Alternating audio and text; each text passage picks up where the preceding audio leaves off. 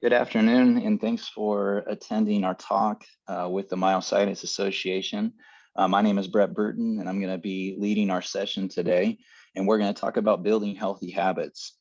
And I'm going to be sharing a short presentation as we go, but also I would love to hear your input as well.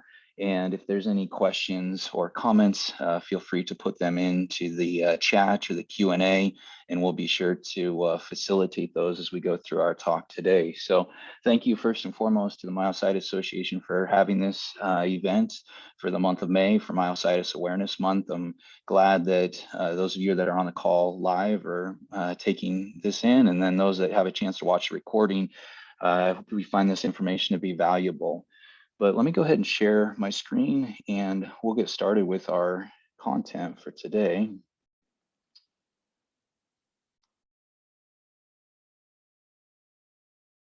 All right, we're going to talk about building healthy habits, and we're going to do so through a campaign that we've created through Somavive, which is a company that I'm a founder of called Choose to Move. So I'm going to use this as an example, but a lot of these principles could be applied to a wide variety of activities or things in your life that you want to build habits around. Like I said, my name is Brett Burton. I am a physical therapist and a performance coach. So I wear a couple different hats, and I founded a company called Somavive. And you can see our logo here. And this is our campaign called Choose to Move that we're running through the month of May for Myositis Awareness Month. I'll talk to you a little bit about that as we go through our talk today, but it would encourage you to participate and join in if you're interested, as we have our campaign this month is also serving as a fundraiser for the Myositis Association, where we have registration as a part of our program, and we also have t-shirts with parts of those fees going to the Myositis Association as well. So I'll give you some more information about that at the end of the talk. But as I mentioned, my name is Brett. I'm based in Phoenix, Arizona, and I love helping people. It's something that I really am committed to. But first and foremost, even before my work, really, I have married and I have 3 children. I was just telling Aisha before our call that we just had our third child. We've got 3 boys. And even some of the things that we're going to talk about with building habits today, I'm still very much a student of. So I feel a little inadequate at times up here talking about this because I'm trying to practice and learn these things myself. And with being a husband and a father and recently having a 3rd child, trying to build a routine and build habits can be challenging or hard. But if we can present some framework to help ourselves out, it can sure help our days and our weeks and our months and our years and overall our life be more productive and efficient. And no matter if you're dealing with a chronic condition or if you're dealing with the effects of aging and getting older, I think having a routine and a schedule and a habit, regardless of your age or your condition, can be of great worth. And a part of my story and how I started building habits and how I eventually built Somavive was through a very personal health experience of myself. I was diagnosed with cancer in 2018. I had been working in elite level sports for 5 years before that. So working with a lot of very high performers and being able to watch these high level athletes and performers build skills on being very disciplined and working through a regimen. And it was very impressive to see with a lot of these folks that did it really well, and something that I sought to emulate in my own life. But when I was diagnosed with cancer, had multiple surgeries, went through chemotherapy, and got back to working with these athletes, I didn't feel like I was in the right place. And so I had been looking for where I was supposed to go or what I was supposed to do. And I eventually getting a better vision of that. And ultimately, through my recovery process following cancer, chemotherapy, and working personally with trying to manage a chronic condition, now, as I would say, being a cancer survivor, there's a lot of value in taking care of my body, doing the right things that help myself feel good so I can be a good husband, I can be a good father, and I can be good at work, which is something I think that we all desire to do.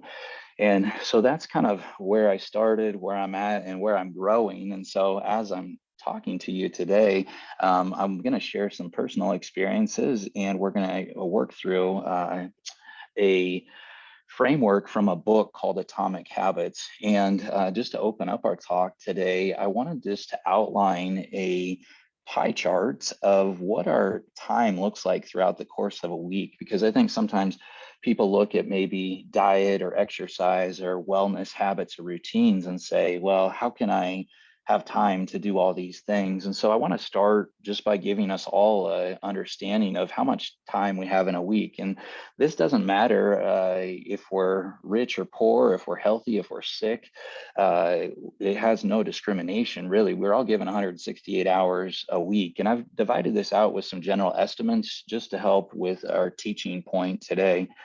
If we look at how most of us have an opportunity to spend our time, sleep and work tend to take up a large chunk of that. So if we have sleep 7 hours, let's say on average, if we sleep 7 hours a day, that's going to be 49 hours throughout the course of the week is going to be dedicated to sleep. And I saw a question here that came in that talks about the recording and the slides. I will definitely pass on these slides to the Myositis Association, or you can fill out a contact form on our website as well. And I'd be more than happy to get you a copy of the slides.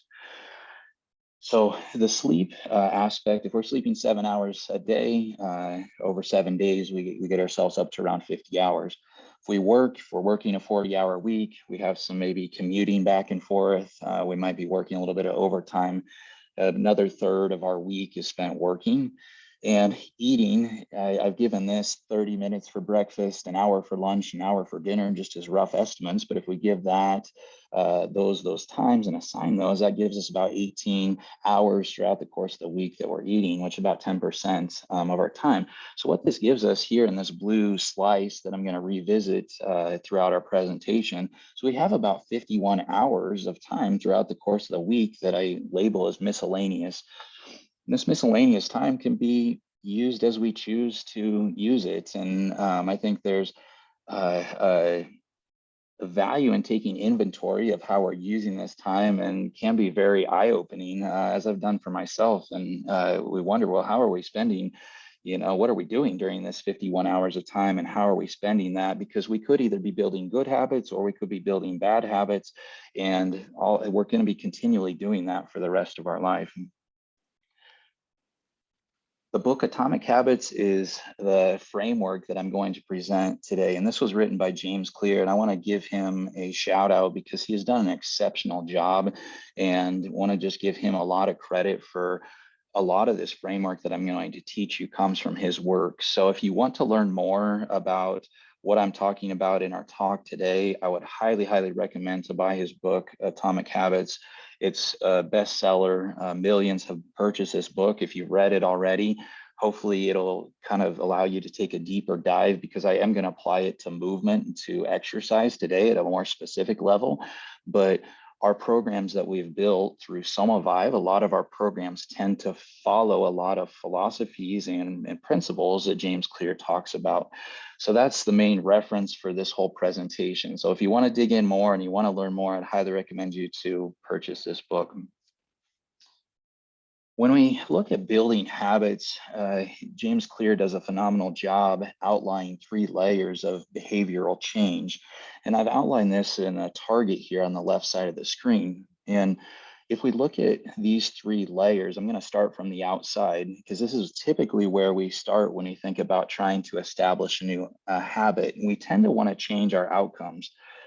So an outcome could be, for example, I'm just going to say, I'd like to lose 10 pounds. That would be an outcome that we're trying to achieve or desire. Or I'd like to win a championship in a sports activity or an event.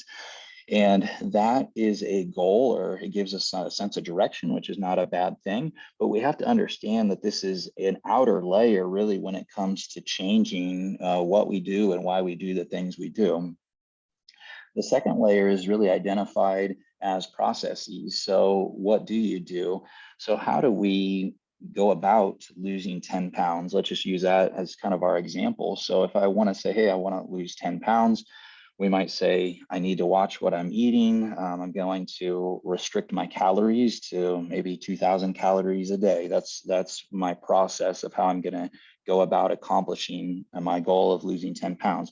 Or maybe I need to exercise 30 minutes a day for 5 days a week. And that's a part of my process in attaining my goal or attaining my outcome of losing this weight. But one thing that James Clear and Atomic Habits really dives into is really how important our identity is when it comes to building habits. So what's our identity? In the book, they outline it as what you believe. What do we believe about ourselves and who we are?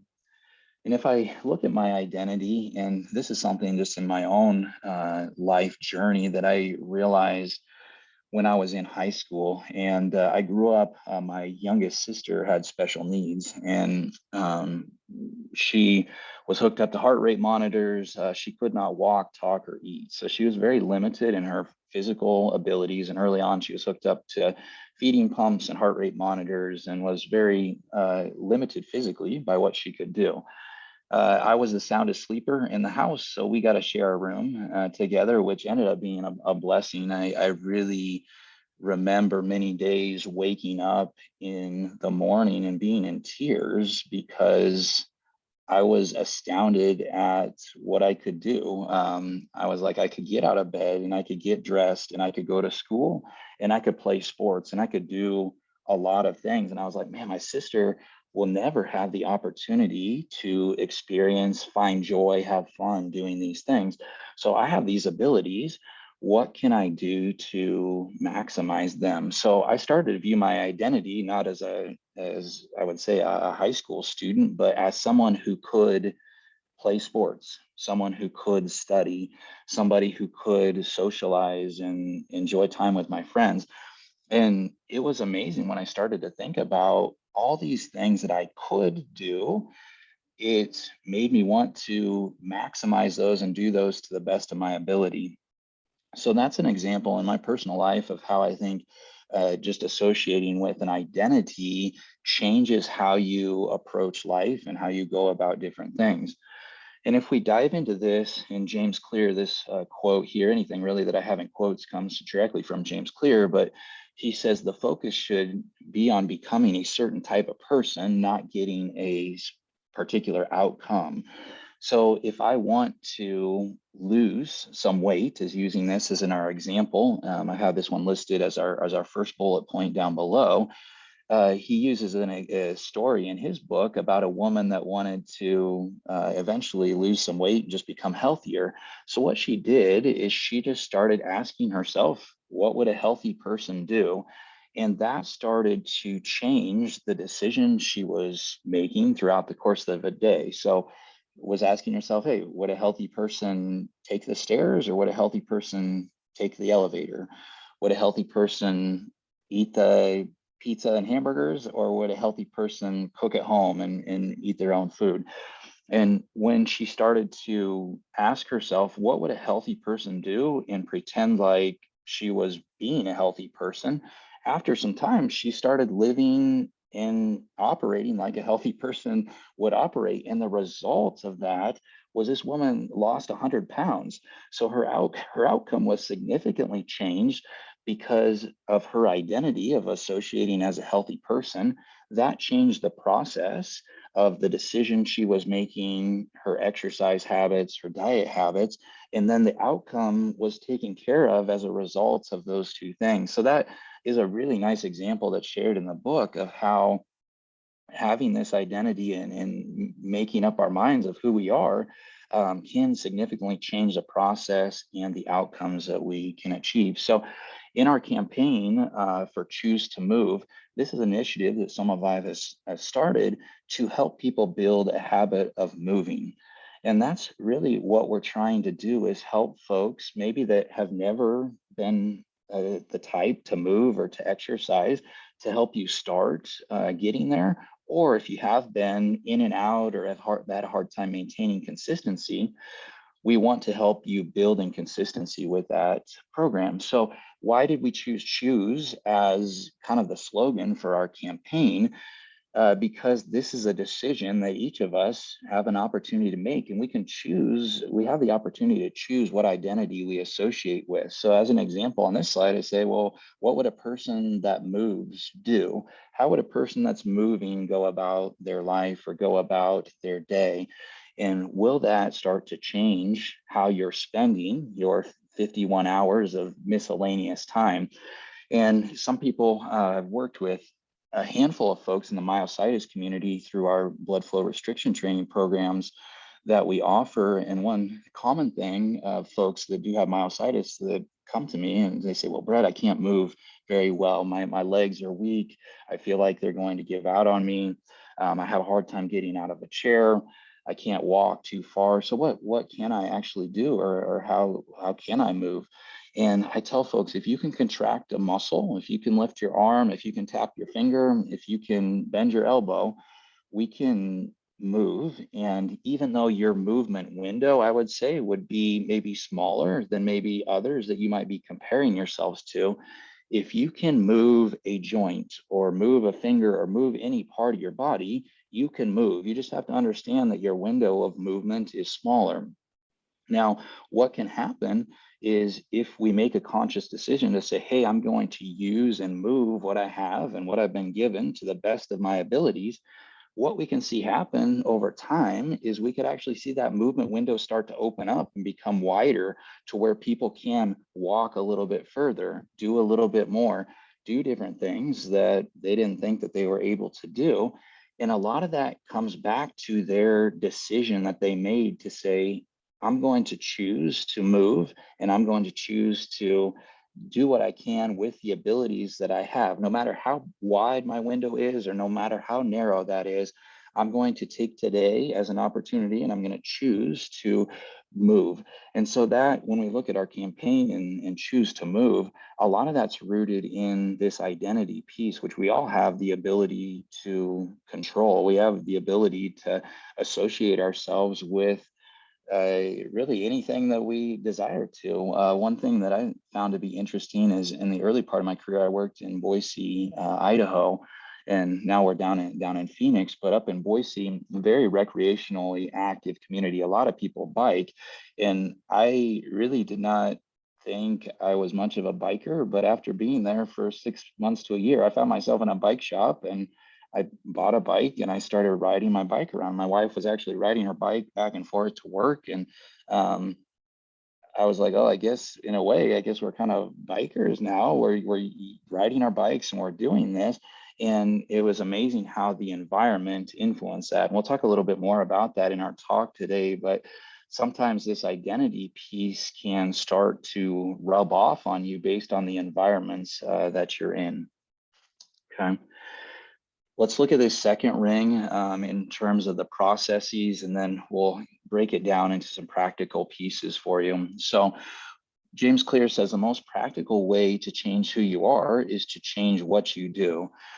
So that's where the move piece comes from. When we say choose to move, if we start moving our body to a certain capacity or a certain ability, these things can start to become ingrained in ourselves and become automatic. And that's essentially what a habit is something that we're automatically doing without having to give it a whole lot of thought. So what are some examples of the processes?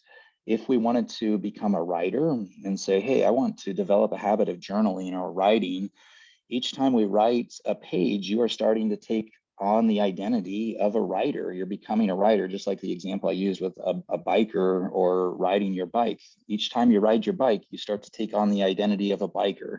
Each time you pick up your pen to write, you take on the identity of a writer. Each time you pick up your guitar to play a song or learn how to play a song, you start to take on the identity of a musician. And so our example in our movements campaign would be each time we decide to take a walk or move my body, you're a mover. You're going to start to associate yourself with that.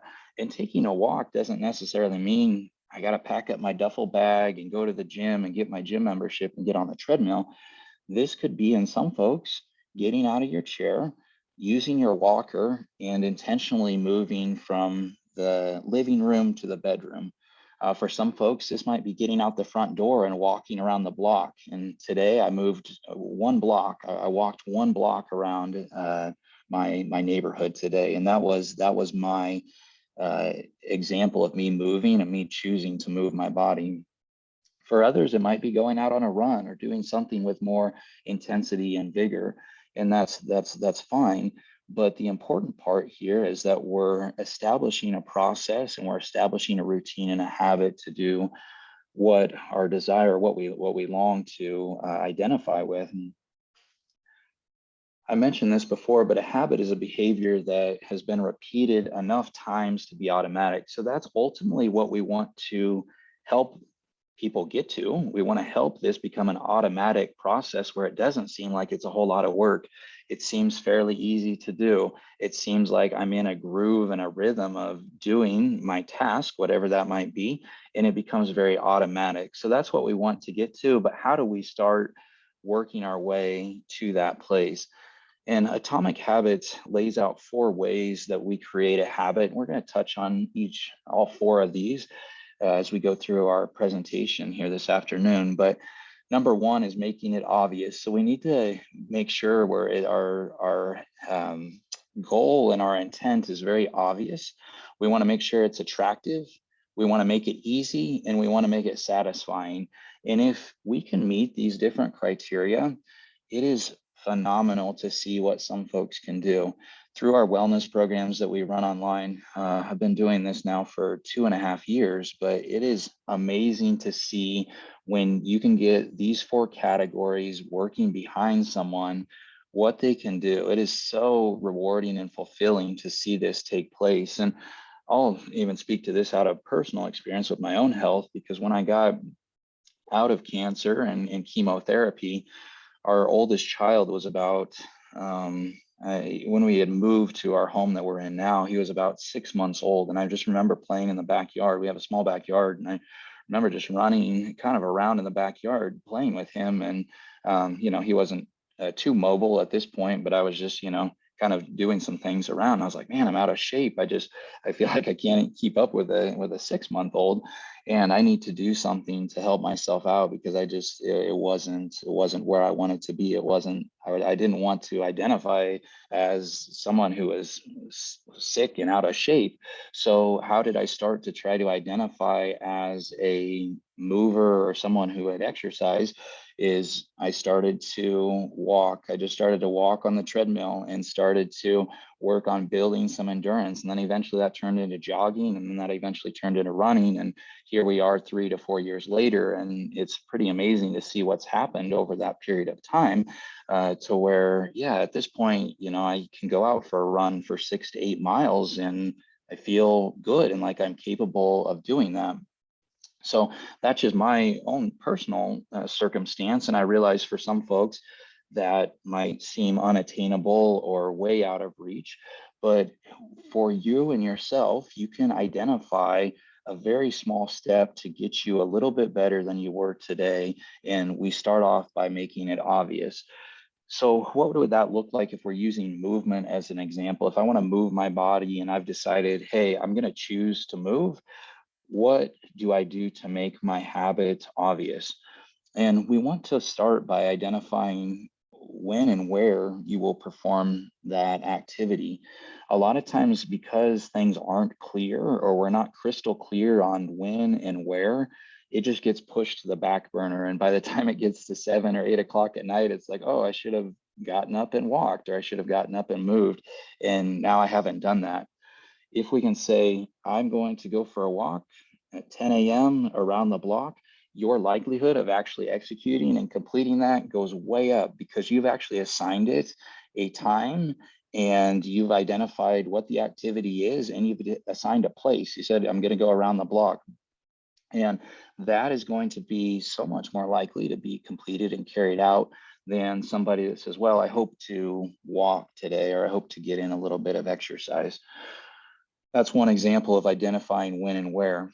Now, another thing we can do to help make something obvious is we can tie our activity to something that's performed each day. So I had the pie chart outlined with eating. We all have to eat at some point. And so what would happen if we associated after I eat lunch, I'm going to go for a walk around the block. So we start to ingrain a habit of tying, hey, when I'm done with lunch, and this has been very effective with a lot of folks who are working. If you have an hour for lunch, let's say, hey, let's take 45 minutes of your lunch hour. Make sure you get nourished, eat what you need to eat. But let's take that last 15 minutes and maybe walk around your office space, get outside, get some sunlight, move your body a little bit. And then after a while, 2 weeks, 4 weeks, 6 weeks, 6 months, you're just always, after I take a 45-minute lunch and I go on a 15-minute walk. It's just what I do. It's a part of my identity, and that's who I am. And what the health benefits of that can be attained could be pretty impressive just after some time with mental health, especially. There's a lot of research that's coming out that's showing even just the benefits of very small amounts of movement. We're not talking about even 30 minutes. We're talking about 15 minutes or less of just moving your body, and the mental benefits that can be attained. The last thing here that we can do to make it obvious is create an environment that's stable and predictable. If our schedule is not consistent, we're seeing this with our 3-week-old child right now. If we don't create a consistent schedule with him, he's unhappy, he's irritable, he doesn't sleep too well. But if we can start to establish, hey, son, this is when you're supposed to be up and this is when you're supposed to sleep, and work on that even this early in his life, that makes the environment and our things that we're trying to accomplish much more attainable because we know what to expect. Something very simple that can be done if you're trying to get in the habit of walking would be setting your tennis shoes out the night before. Put them by your bed or put them in front of your doorway. Don't trip or stumble over them, but make sure that you know that they're there. So that way, when they're there, all I have to do is slip them on and walk around the house or walk around the neighborhood. So these are some small examples of some different ways we can make it obvious. And yeah, there's some questions here that I'll go ahead and just address to give us a little break in the lecture. So yeah, so one person writes, well, I appreciate the habit of aspect of exercise. Most of us are stuck before we can get that point because exercise increases our CK. I'm interested in blood flow restriction training with myositis. If we can do that first off, and if we can expect a progression of the disease working without BFR. So I'll get to a little bit of BFR. I want to stay on our habits talk for now, but I will just talk about, though, even with gentle exercise, CK levels are going to increase when we're starting to stress our bodies out to a certain degree. So if we just get up and walk across the room, or we're performing very low intensity exercises, the health benefits that can be obtained from something like that, I think, are far outweigh the risk of staying seated or not moving. Even when we look at some of the guidelines that have been published by the American Heart Association, the World Health Organization, the CDC, a lot of these major organizations, what a lot of them are coming out and identifying is saying that inactivity is very, very high and very, very risky for our long-term health. So when we look at the risk versus reward of getting up and doing some gentle movement, some easy exercise versus the risk or the harm that might be, I feel like the rewards are far outstacking those things that may be harmful or may be concerning. Now, again, I realize in the myositis community, there might be several physical limitations that might be barriers to resolve. But that's why if you're working with a professional, they can design and create an environment, and that's what we mentioned here in this slide, create an environment that is consistent and stable. So if you do feel like you're at a fall risk, how do we move our body in a way to where I can be minimized from feeling that, and I can move my body and I can do movement.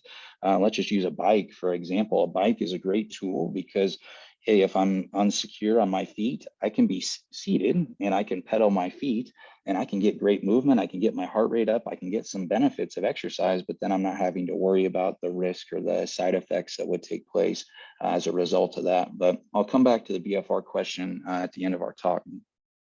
There's another question about BFR, so I'll make sure to come back around to those questions. So another question here, someone says, at times isn't the reason to begin is to clearing the emotional part to create that habit or do it, and then the emotions will follow. Yeah, so we're going to talk about the whole idea of just showing up. That's in just a couple slides. So I think we'll get to that question. But step number one, a lot of times is just showing up. And James Clear talks a lot about this idea of even some folks that struggle with exercise or movement, just getting in the habit of putting on your shoes. And even if you don't exercise, just put on your shoes each morning and start to prepare your body for that. That can be something that can be mentally very productive to get you moving in the right direction. I think we'll cover that a little bit more here in the third slide. We want to make this attractive as well. So the second point here is we want to make habits attractive. We want to link an action of what we want to do with what we need to do. This is a nice skill or a tactic. And in the book, he talks about an engineer who actually created a way for his bike to connect to his Netflix account. Don't ask me how he did that. It sounds quite challenging to do, but somehow he created a way where he could connect his bike to his Netflix account, and his Netflix would only turn on when he pedaled at a certain pace and a speed. If he dropped below that pace or that speed, the TV and the Netflix would turn off. So what he used something that he knew he wanted to do, like watching Netflix, and tied it to what he needed with his exercise. And when we can start to tie those things together, it can help us build some momentum with creating a habit. So in our case of walking or moving, we know that walking is what we need to do. We need to move our body and we need to exercise. And maybe we could talk on the phone, and that's our time that we talk on the phone. Again, if you feel safe talking on the phone while you're walking, this could be something that could help pass the time as you're trying to build that habit. Another thing we can do to make it attractive is we can surround ourselves with people who are doing what we want to do. And this is the example I mentioned in Idaho. We were in an environment of very active folks. And if you want to walk, in this case, find some other people who are walking. Even in our neighborhood where we live, there's a park close by our house. And there's a group of folks that meet at 6 o'clock in the morning and 6 o'clock every night. It's very regular. And they all bring their dogs to the park and they socialize and they exercise their dogs. And it's a part of the culture within this community that, hey, this is what we do and this is where we go. And we can connect with other people that are similar to us who have dogs. And these are good examples of how we can make something very attractive. So if you want to start building a movement habit, I would say find other people who are interested in doing the same, and that can help reinforce that habit structure. Number three, make it easy. The less energy a habit requires, the more likely it is to occur. So one thing, I don't know if anyone else on the call struggles with this, but at times we all have probably found ourselves scrolling through social media or scrolling through our phones. And why that can be a bad habit or challenging one to break is because it is so easy. It requires very minimal energy, and we can kind of get sucked into it because of it's not too strenuous, it's not too hard, and it's almost so easy that we can get pulled into a bad habit in that way. But if we're looking at building a good habit, we have to ask ourselves, how do we make this easy? Because the easier I can make it, the more likely it will occur. So in our example of walking or moving, we could just start by a few minutes. And James Clear talks about 2 minutes in his book. He says, hey, if you can just start with 2 minutes of something, that is a very low entry to beginning to do something. Most of us could give 2 minutes of time a day to doing something. So let's see if we can start building consistency day after day with giving something 2 minutes. In our entry-level program with Choose to Move that we offer, we start that program at 8 minutes. So 8 minutes is kind of the goal or the requirement. Now, if somebody can't get 8 minutes, really the starting part is showing up. And that leads us to our next point here is we want to start to master the habit of showing up and engaging ourselves. We're not concerned about how fast you walk. We're not concerned about how high the heart rate gets. We're not concerned about using any type of other techniques or solutions. We're just getting you to the starting line and showing up. And that a lot of times is the question that was mentioned before, is one of the most challenging things, is getting ourselves to that place and that destination, and then getting our mind right to where we can execute a task. Another example that was used in Atomic Habits was a executive that had lived, I think, in New York, and they mentioned that she paid a taxi cab driver each morning to pick her up so she could go exercise. And what that did is that had a time and a place. She knew that she had to be ready to go at this time and this place.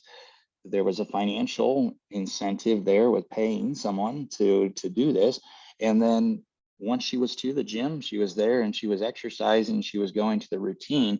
But the hardest part a lot of times in our case is maybe getting to that taxi cab, maybe it's getting out of bed.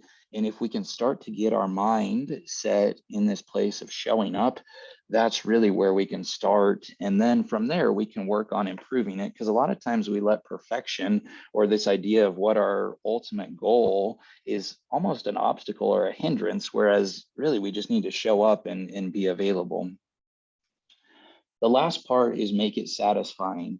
So you want to be able to find immediate satisfaction by completing your activity. This is the last category that's mentioned in Atomic Habits, and they really emphasize the importance of immediate satisfaction. So in our programs, through our online programs that we use on our app, there's kind of a checkbox that when that task gets completed, it checks it off on the calendar. And so whether you're using an app to keep track of things, or whether you're just using a journal or a calendar and a piece of paper, we want to be able to mark that off and say, this is done. And there's a sense of satisfaction in accomplishing something as a part of that. The other thing that we can do to make it satisfying is tracking our progress.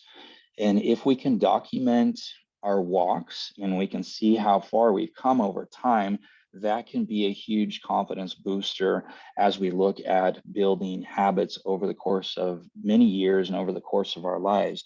Because if we can show that, hey, I started off walking 10 minutes and now I'm up to 15 and now I'm up to 20 minutes over the course of, let's say, a few months, then we're into the routine, we've got the momentum behind us, and then it's really up to you with how much you want to challenge yourself and how far you want to go. Because at that point, you are the one that's in the driver's seat. And that's what I tell a lot of our clients so many times is, when you can be the one that's empowered and taking control of what you're doing, boy, that's a really great place to get to as an individual, because you're not relying upon a doctor to tell you to eat better and exercise. You're not relying upon a physical therapist, a chiropractor, a personal trainer. You are the one that's taking hold of that. And boy, when somebody makes that decision in and of themselves, that's a really hard thing to restrain and hold back. So I encourage you, if you're in a tough spot right now, start with something small, find some immediate satisfaction, start tracking a little bit of your progress. These little baby steps can help take you to some places that you didn't think that you could achieve. So I'm going to go back to the graph that I showed at the beginning of the talk. On the left-hand side was what I showed here at the beginning. We have 168 hours within the course of the week. Within our miscellaneous corner of the pie, we have about 30% of our week that falls under this miscellaneous category of time that we can decide to use however we want to. So what if we interject movement into there in that miscellaneous time category? If we say in our level 1 program of choose to move, our goal eventually by the end of the month is to get someone to moving 75 minutes, which may seem like a lot, but when you put it in context of the available time that we have, 75 minutes is 1.25 hours. So 1.25 hours. And if we look at how much of that's going to cut into my 51 hours of time that I have to miscellaneously allot to these different things that I want to do, this will make up 2% of that time. We still have 98% of our time to use however we may please.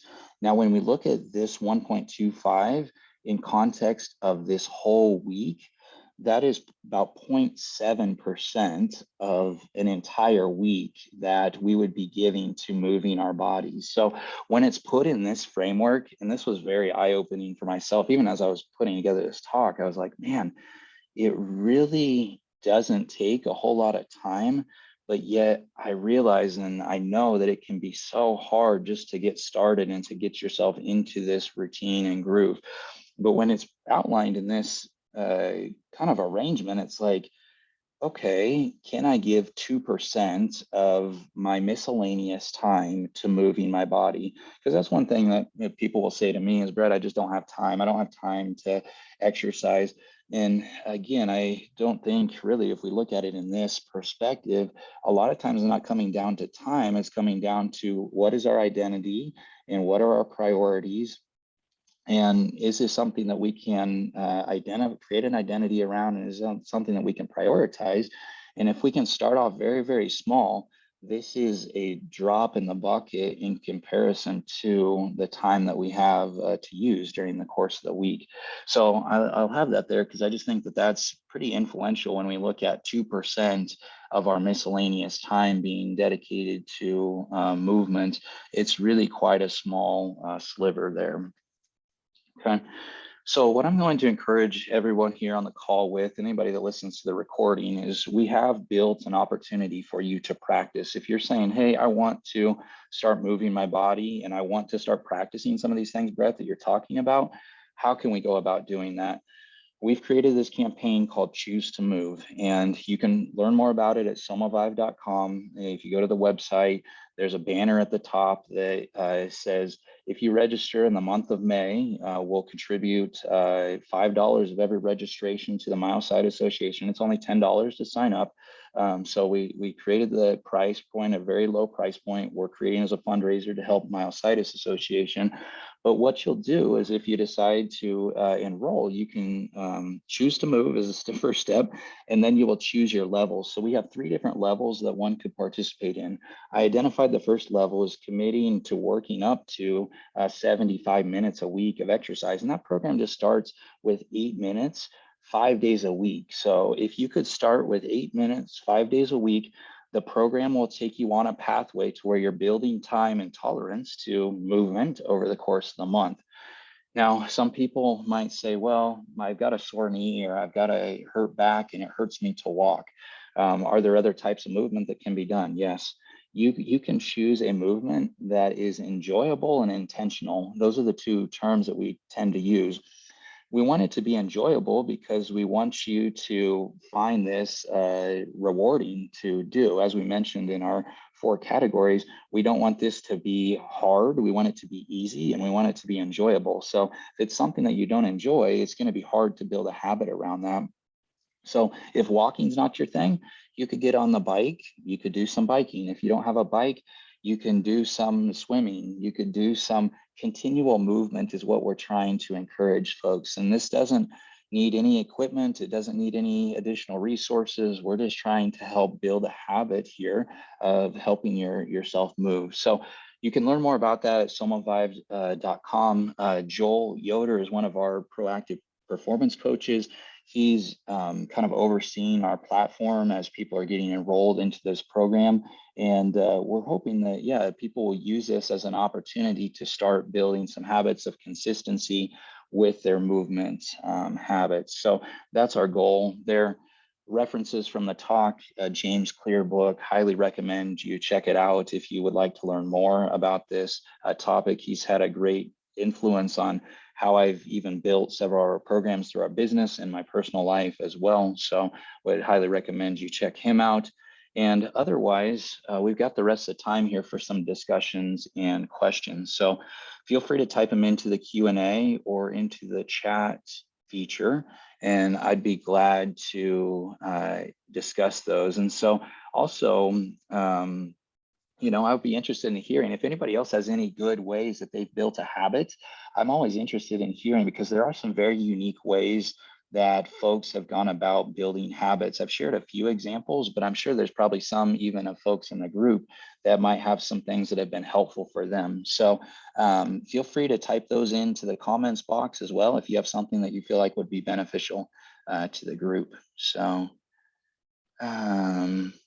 yeah, so we have some comments on previously doctors thought exercise for myositis was dangerous, but there seems to be a move towards encouraging gentle exercise. Ask your doctor before you start. Yes.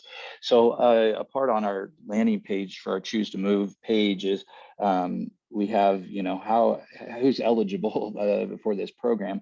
If you've been cleared to exercise and move by your doctor, we've got a place for you to fit within the continuum. So that's one of the things in general. If your doctor has told you not to exercise or move, depending upon your own personal health status, we want to keep that into consideration.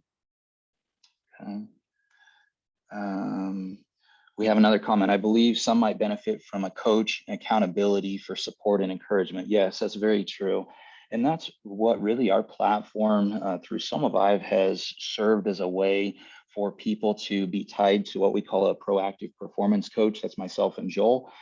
We operate and kind of man our platform and help build these types of programs for individuals.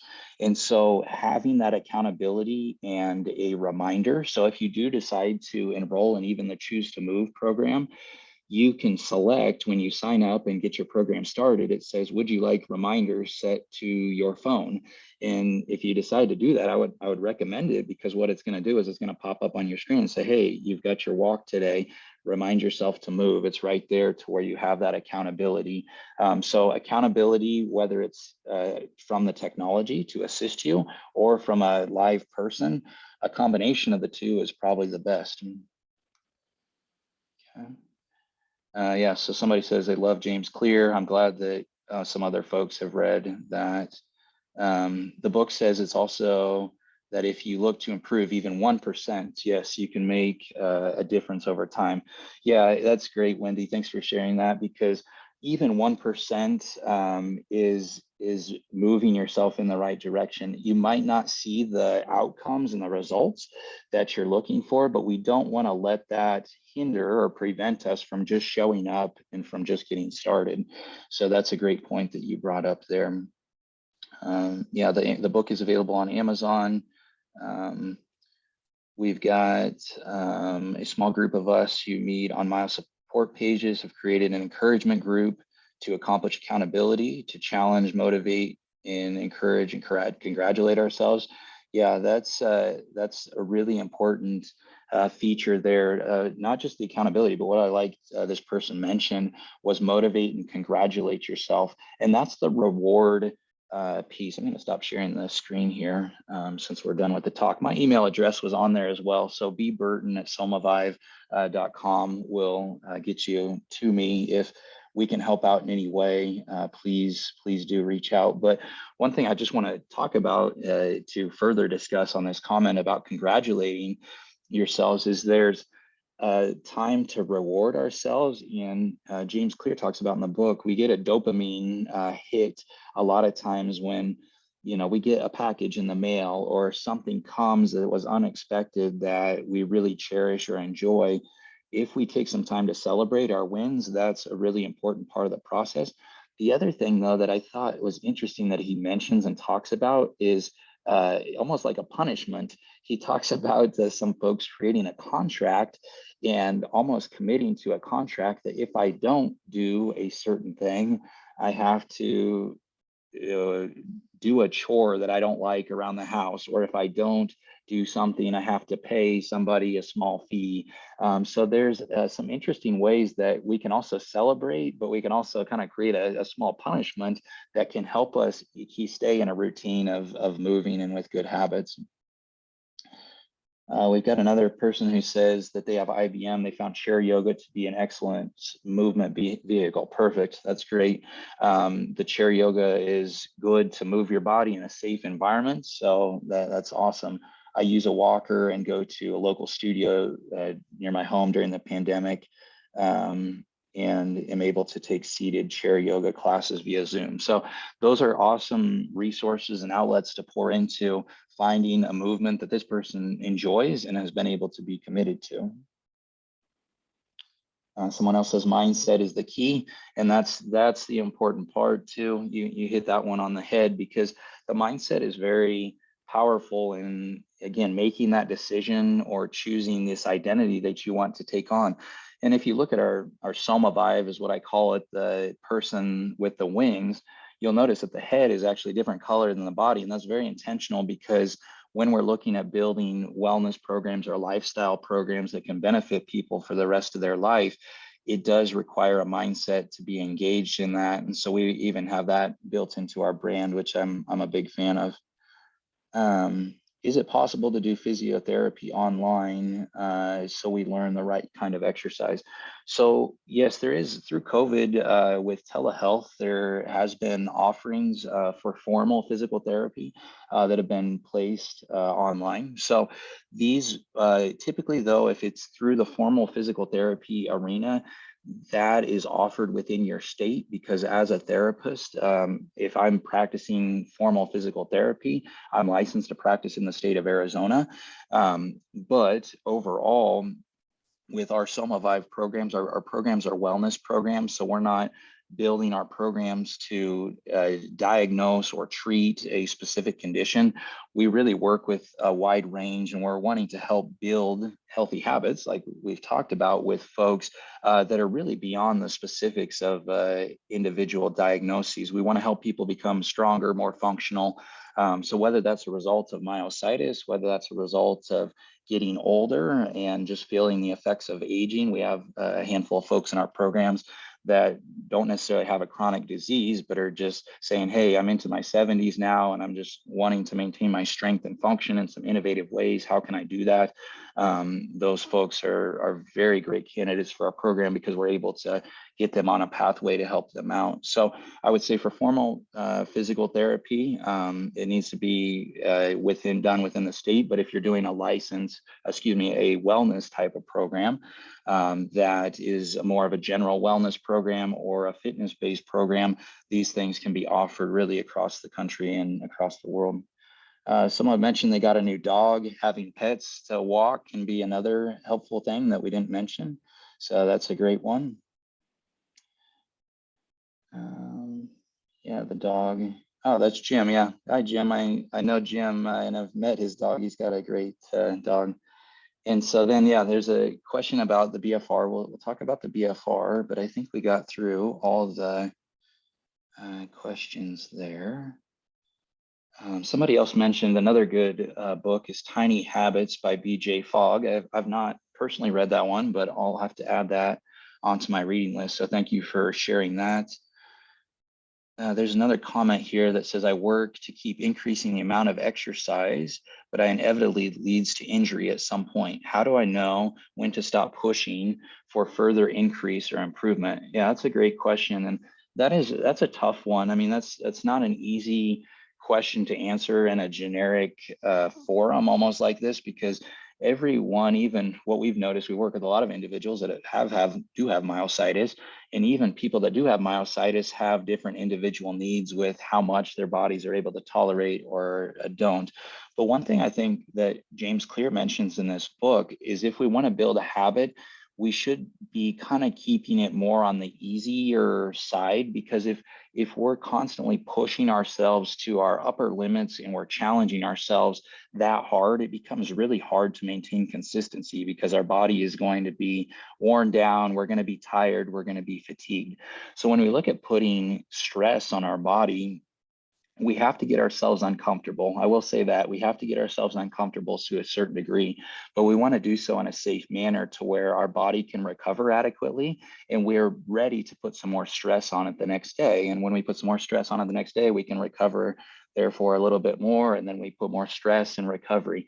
And that's really this keen balance that we have to reach with each person individually. Now, generally speaking, how will you know if you're doing too much? your body will feel fatigued, lethargic, tired, sore. You'll notice that your recovery is not what it should be. And when you're waking up and you're not feeling as refreshed and rejuvenated as you typically would, you might need to take that day a little bit lighter. So there's definitely a lot of strategy behind that. But that strategy, in my opinion, needs to be personalized to your specific needs, because especially if you are dealing with a chronic condition, that can go through a lot of ebbs and flows where even on a daily or weekly basis, people can be feeling better and some days they might be feeling worse. So it's kind of a hard question to answer, but I think sometimes less is almost more, with just doing enough to put a little bit of stress, but keep it enjoyable and keep it fun for you to continue to engage in. So that way you're not constantly getting disheartened when you're not attaining the goals that you're hoping to achieve, or you're not reaching what you're trying to reach. And yeah, there's a few other comments on some other books as well. So thanks for sharing those. If you are interested in those books, please check out the chat, as there are some other recommendations: The Power of Habit, Why We Do What We Do. So let's talk just a little bit about BFR, because I know there's some questions about that. I know some people, I talked to a gentleman last week who, was saying, I think you're the BFR guy. And the BFR was really where Somavive started. We started building wellness and fitness programs for folks utilizing BFR. And what BFR is called blood flow restriction training. If you're not familiar with it, it's where we exercise with an elastic band around either the arms or legs as you move your body. And what this elastic band does is it's flexible and it's comfortable. It's not like a blood pressure cuff that's intended to cut off blood supply completely. It's simply intended to slow blood supply down as it's coming in and out of the extremity. And so as we do that, we're able to alter or change the environment that our body's having to work in, and it makes it harder for our bodies to function and operate. But what's different from BFR compared to traditional training is typically we'd have to lift heavier weights to make an exercise a little bit harder or more difficult. We'd either have to walk a longer distance, we have to lift a little heavier weight, we'd have to perform a movement or an exercise with more intensity. And what BFR does is we change the cellular environment within the course of the body to where I can still use a lightweight and easy exercise, but yet my body is starting to get some of the benefits as if I were lifting heavier and more intensely. That's why BFR can be very beneficial when we're talking about habit building, because you can feel like you've got a phenomenal workout, but yet your ability to recover and rejuvenate and feel refreshed, as I mentioned on the last question, is right there. So you're working your body to a harder degree typically than you might traditionally, but yet your body is not taking multiple days to recover. It can recover quite quickly. And so with BFR, it's a really unique and amazing technology that can work great with folks that are older adults, or even folks with chronic conditions that just have a harder time lifting heavier weights for whatever reason it may be.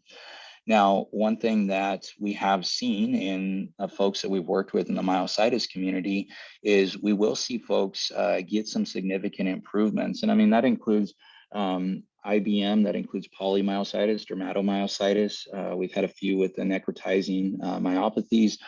So we've seen really all four categories with that. And I always tell people they fall into three different buckets. So I'm not here to say that BFR is a home run for every single person, because really overall, we have probably, I would say in general with myositis, we have about a 60% success rate, I would say, with significant improvement in either grip strength, upper body function, or lower body function. One of those three things. We have another 30% of folks that don't seem to get a great change one way or the other. And then we have about 10% of folks that our program just doesn't end up working out well for a wide variety of reasons. But in general, that's kind of what we have seen with blood flow restriction training. And we've used this in folks with myositis for the last 2.5 to 3 years. And we've been tracking some of those folks for a long period of time with using those.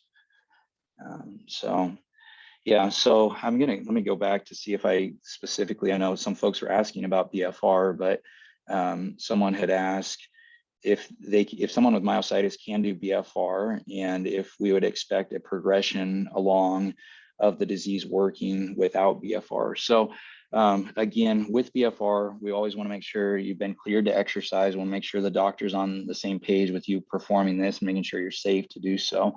Now, what's been very interesting is we have folks in our program that have been within our program for over 2 years. And we've seen these folks, I've had 2 individuals that are over 2 years with IBM who have been maintaining and improved. So they saw a pretty big improvement with their function early on when we started, and they've been maintaining that progress over 2 years' time, which in the context and the light of a chronic condition, I would say is a big win. Now, both these individuals, one individual was very early diagnosed, the other one was a little bit later diagnosed, but there's some caveats to what we're seeing. We'll see folks that are younger and earlier diagnosed have the greatest likelihood for showing the most improvements. People that are older or later diagnosed, those improvements might be more subtle or harder to come by, but yet we do have some examples of folks that are seeing those improvements. And I would encourage you, if you're interested more, we've got a lot more that are going to be coming out on our social media pages and our blog at somavive.com. So if you're interested in more of these stories and what we're seeing over the course of the next 6 to 12 months, I'm going to be pushing out a lot of information that we've been seeing over the last year. So I would encourage you to sign up to follow that, because we'll be releasing a lot of those things, because yeah, it's been quite interesting. A lot of the results that we're seeing have been very encouraging overall. Somebody asked here if I like the use of a percussion or handheld massage gun for recovery. So if some of you are familiar, they make percussion guns. They're vibrating guns that will pulsate into and out of the muscle for individuals that might have soreness in their muscles, that might have tightness in their muscles. We use them very regularly in the elite sports environment. So these tools are used on a regular basis. Again, you have to be careful with those devices. They can be good when used appropriately, but there can be, if you get too aggressive or use too much pressure, you turn them up too high. Just like anything, there's a balance between doing enough and doing too much. We don't want to be, doing it so aggressively that your muscles are sore and are fatigued and tired the following day, but you should be able to do it at an appropriate intensity to where it feels good. So I have had several clients that I've worked with that have had myositis that had previously, even before we started working, using those massage guns. I think that, again, if those can be used in a right manner, they can be beneficial for folks, but you just want to make sure that you're careful with those. Another question here is, say they have IBM and they ride a recumbent bike every other day. They ride about 9 miles each time for 30 minutes. During the summer, they ride outside with a recumbent trike and a pedal assist and ride 20 miles each time. Yeah, that's awesome volume, Roger. Very good with that. I mean, being able to do the 30 minutes for the 9 miles and then going for 20 miles with the pedal assist.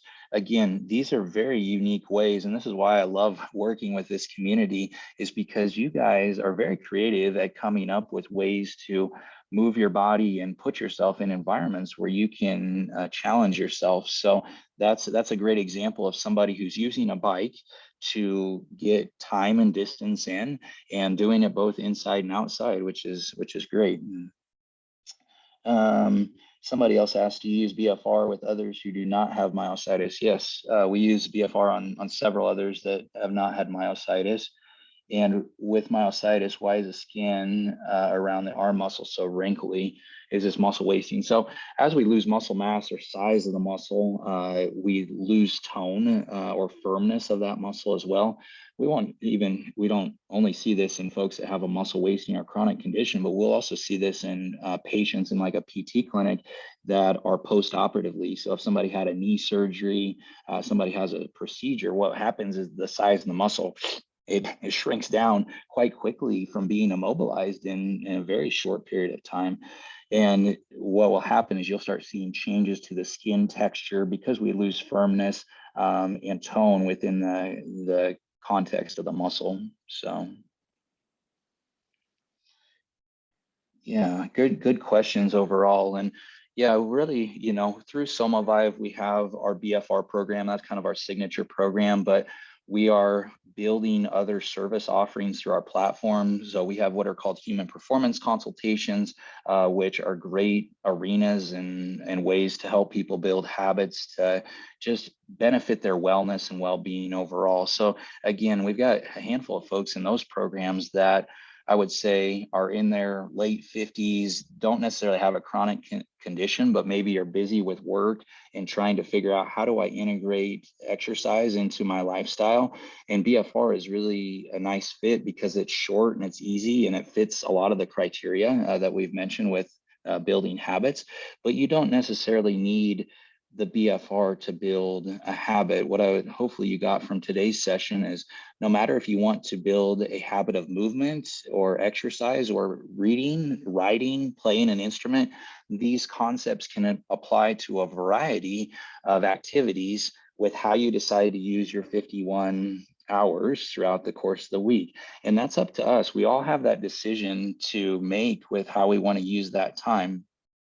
But if we can effectively set up a system, and that's where SomaVive really comes in, is we've got a platform where we can help people build a system with reminders and a structured schedule to do different things. And the rewards, I think, that take place that people are able to experience are not only rewarding for the individual, but it's really quite rewarding for myself to work with a lot of these folks. And just one more example on my end, and then we can take any final questions, and then we'll prepare to wrap up. But as I was going through preparing for this talk, I was practicing this even just with some of my work. And one thing, I've got a lot of programs really that we deliver. So we deliver these programs out on people's schedules. And sometimes I'll take breaks because the work gets a little monotonous or it gets, just repetitive as you're going through it. But it was interesting because I was asking myself, I was like, what are my rewards? Like, what is my reward here in this situation? And what I realized when I started asking myself, like, what is my reward? My reward was actually to like have a short break and to maybe, do something else that needed to be done, but just have a short break. And what I realized is that was prolonging the length of time it took me to do things. And that was minimizing the time that I was able to spend with my children, be at home and be available. And so there's a lot of these little examples that hopefully you can apply today that don't even just apply to exercise, but I just shared an example of my work that it's kind of changed my framework to say, okay, look at your rewards and what's my reward. My reward is, man, I want to play in the backyard with my kids and I want to have fun with my family and I want to go on a walk with my wife. These are things that I want to do.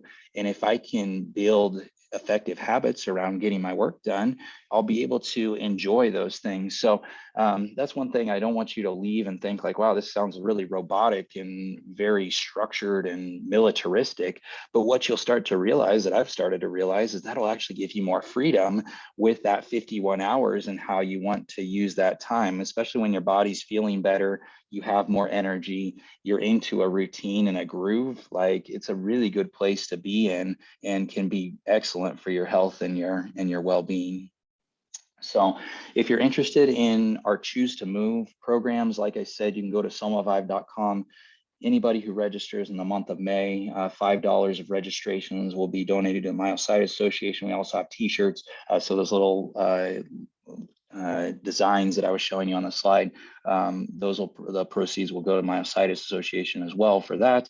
And we're here to help you. So if we can be of any assistance, please go to the website, fill out the contact form, or you can send me an email at bburton@somavive.com. And we are more than glad to address your questions and concerns. And if we have something that we can offer that you feel like would be beneficial, we're more than happy to serve you. So I really appreciate everyone's time and attention, and thank you again to the Myositis Association for putting on a great month of events of education for Myositis Awareness Month. I would encourage you to check out the calendar and participate in other events that are ongoing for the rest of the month, and we look forward to hopefully having an opportunity to communicate and share with you again. Thank you very much for your time. Thank you, Brett.